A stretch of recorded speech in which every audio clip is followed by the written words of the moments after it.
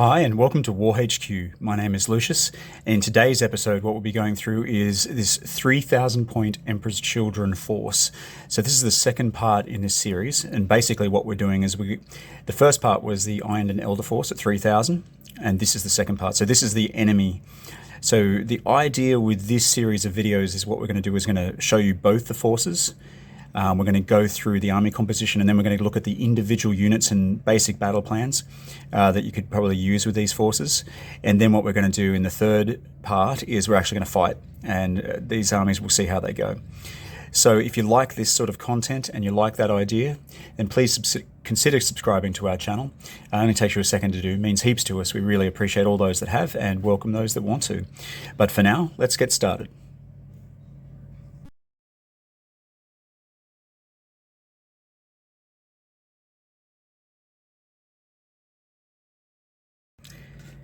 So first thing to look at is the Emperor's Children retinues. So these are the main units that compose this army. And the three ones we have are quite interesting.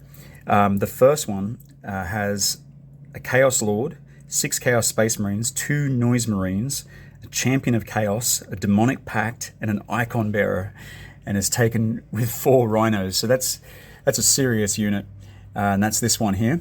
So massive breakpoint here. So you've got like 12 models in that particular division, which is really cool, or retinue. Now the Champion of Chaos there means that you can sacrifice your Chaos Champion and turn him into a greater demon, which is the Keeper of Secrets, which is a bit of a nasty bit of gear. Also, the Demonic Pact and Icon Bearer means that you can summon on other demons. So I've got a whole bunch of demons in this force. So this one is actually a strike force to just overwhelm the enemy, is the main idea with this one, and to get some serious stuff with that once you can get that Keeper of Secrets and stuff on there. The second retinue is a Sorcerer Lord, 4 Chaos Space Marines, 2 Noise Marines, and 2 Emperor's Children dreadnoughts. So that's that over here. This doesn't have any transportation, so it's probably going to be an objective holder. Got the 2 dreadnoughts there just for a bit more backup and to make them a bit tougher and a better break point. The third retinue we have is a very interesting one again. So we've got a Winged Demon Prince down here, and we have 2 Havocs, 4 Noise Marines, and 3 Chaos Rhinos. So the Rhinos transport all of the Marines and Noise Marines, and the Demonic Prince here can actually fly at the same speed as the Chaos Rhinos, so he can keep up. So to deploy, this guy could keep up with the Rhinos, which is really cool. Moving right along to our elite formations. So elite formations, we have two groups of Terminators basically, and these are big units. First one has a Chaos Lord, and then 4 Terminators, and has 4 Emperor's Children Land Raiders. So that's this unit up here. This is a really powerful unit with these four tanks and then 4 Terminators. It can cause a lot of damage. I'd probably call it the premier unit of this team. The second unit of Terminators is this one at the back, and you've got 4 Chaos Terminators, and you have 2 Dreadnoughts with them as well, just to boost up their just all that stuff you want to do with them, and their break points and stuff like that. That's a pretty cool unit. Moving along to the Armored Company, we have this unit over here of 6 Emperor's Children Predators. So they're pretty handy, lots of attacks with those. We'll go through those when we break down the units.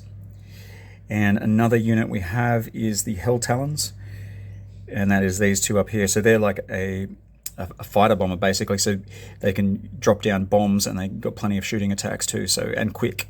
So that's going to be really handy against the Eldar.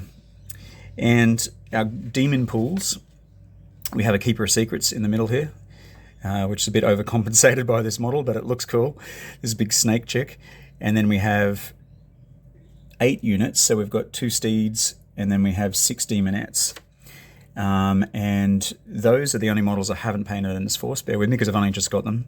Now, I do have other units. I've got all the Titans and stuff for this one. So Subjugator, Quester Titans. I've got a larger Chaos Titan as well, which goes with this force. But I figured going up against the Iron, which this force will be, they have a lot of stuff to take down Titans and smaller Titans. So I thought I'd stick with this sort of setup, which is just larger units basically. So you get larger units, so I've got bigger breakpoints, I can take damage, I can lose guys, and I can still push forward and kill. So I figured this would be a better force to take against the Irondon. So let's see how it goes, I guess. But for now, let's break down the units. Alright, so looking at normal troop choices, what we have here is we have a unit of Chaos Marines, a Noise Marine, and Havocs, which this army is made up of. So our Chaos Marines are at the back. They're like normal Marines. They have 4-up armor, pretty tough, 4-up firefight and close combat, so they're pretty all-round good.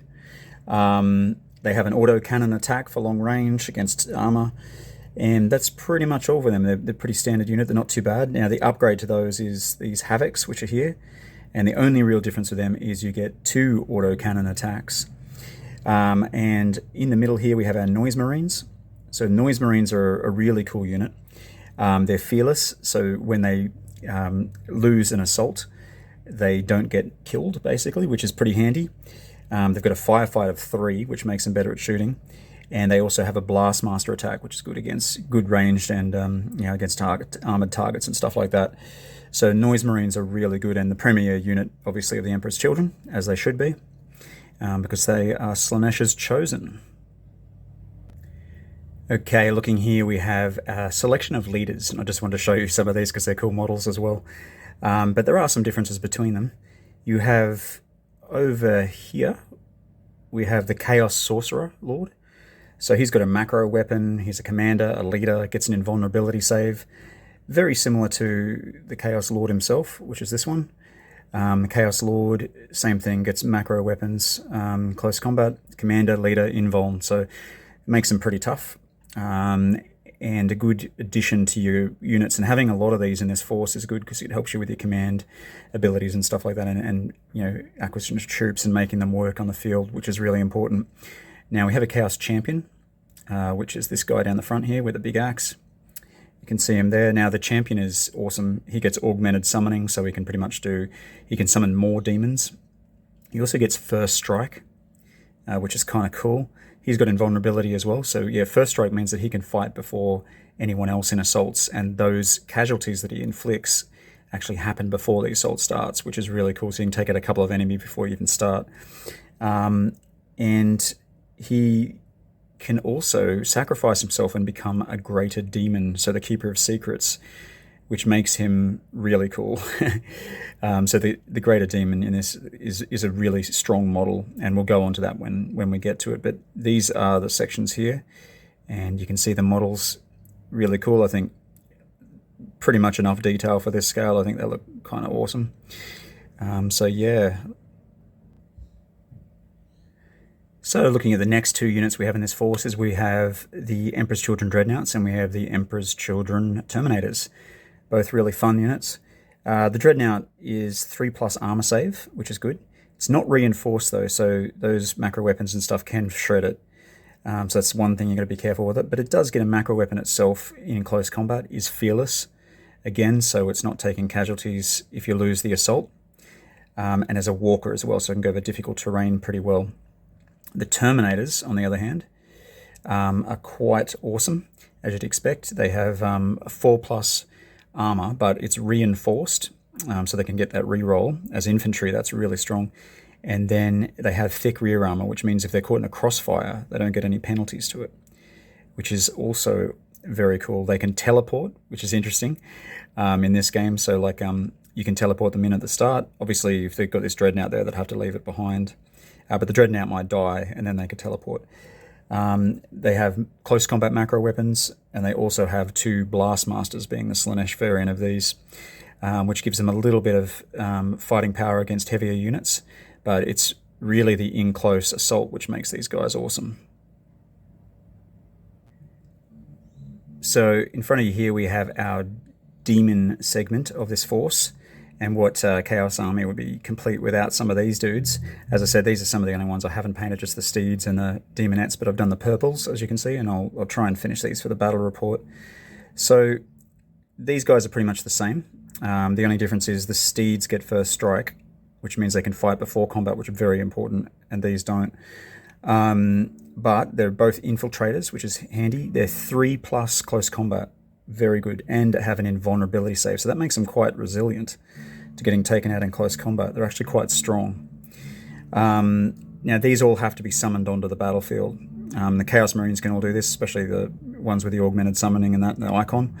That's what they're designed for. And the demonic pacts, that's what we want to use them for. And then the big girl at the back here is the Keeper of Secrets, and she's pretty epic. This is a converted Dungeons and Dragons miniature I got. So it's like a big snake woman with swords, which really suits the Keeper of Secrets, I think. Now, the Keeper of Secrets is massively durable, has a 4+ armor, has invulnerability, is reinforced, and has a damage capacity of 3. Now, to complement this, it's very good. Close combat, it has macro weapons, which are great, but it also has 3 shots at 30 centimeters of macro weapon 4+, which makes it great at destroying armored vehicles and units. So it's a very good sacrifice. Like if you are going to take out your champion and kill him or take him out in order to turn him into one of these, I think it's definitely worthwhile in this force, because pulling this Keeper of Secrets on in the middle of battle and then pouring demonets through the portals of hell is a pretty cool thing to do to your opponent just before an assault. It really messes things up a little bit for him. Okay, so before you are the 3 vehicles that we sort of use in this force, and they are the Rhino, the Predator, and the Land Raider.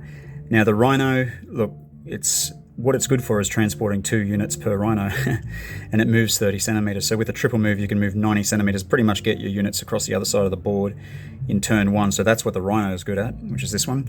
The Chaos Predator, on the other hand, is quite good. It has 30 centimeter move again, like the Rhino, which makes it good, but it gets 3 different shots, which are anti-tank and personnel with some of them as well. So it's not bad. And a unit of 6, it makes it quite competitive, because you can just overwhelm the enemy with firepower. Now, the Land Raider, iconic as it is probably the best out of these 3. And the Land Raider has a 4+ armor, has thick rear armor, like the Terminators do. So in a crossfire, it won't get taken down, which is good because it means this unit is with the Terminators as well, so they can hold a central position with enemies all around them and not get caught in crossfire, which is pretty handy. And it's also reinforced, so it gets those reinforced saves as well. And it, like the Predator, gets 3 shots as well at various things. So lots of firepower coming out of that, and being a transport for the Terminators gives that unit some serious firepower knockdown. Imagine having this backed up with close combat Terminators as well. It's going to kick some ass. So that's the 3 types of vehicles we have. Final unit we're going to look at is our Navy, and this is the Hell Talon. Hell Talon's cool. It's a fighter bomber. Look, it's got good attacks again. It's got even AA, so it can intercept other units as well, but also anti-tank ability. And it also has bombs, so it's got a BP of 2. So if you combine 2 of those, you've got a 4, which I think gives you a second explosion radius, which is really cool. So these things can really decimate large units very effectively. Obviously, they are a little bit brittle. You do have to be careful of getting shot down by AA fire. But if you can get them off and you can get your bombs cracking, then it's a bad day for infantry and tanks alike. So there you have this Emperor's Children battle force. You can see what I've gone here is, because I know I'm fighting the Ironton Eldar with this force, I've decided to drop a lot of the heavier stuff, which I think that the Ironton would just rip apart quite easily. And I've gone for more volume, so big volume, big retinues of Space Marines and Terminators, demons to help back up and get first strikes on things. Greater demon to help take down like stuff like the Titan. Plenty of anti-tank stuff. Probably not as much as the Eldar force does, but that's why I decided to go a bit lighter on this one and a bit bigger retinues instead of big tanks and heavy stuff. So we'll see how that goes. But this is part 2 of the video, and basically the next one will be the actual showdown, the smackdown between the Ironton Eldar and the Emperor's Children, which is a real iconic fight. Because, as you probably know, if you follow Games Workshop stuff, is Slaanesh, feeds on elf souls basically. So that's his main purpose in life. So let's see if he can get enough souls to be appeased, I guess, by some of these champions of his. It's going to be interesting, and I hope you stick around for our part 3. So this has been part 3. My name is Lucius, you're you. Thank you so much for watching this. Please subscribe, like, comment, share, all those awesome things. And for now, WarHQ, and I'm signing out.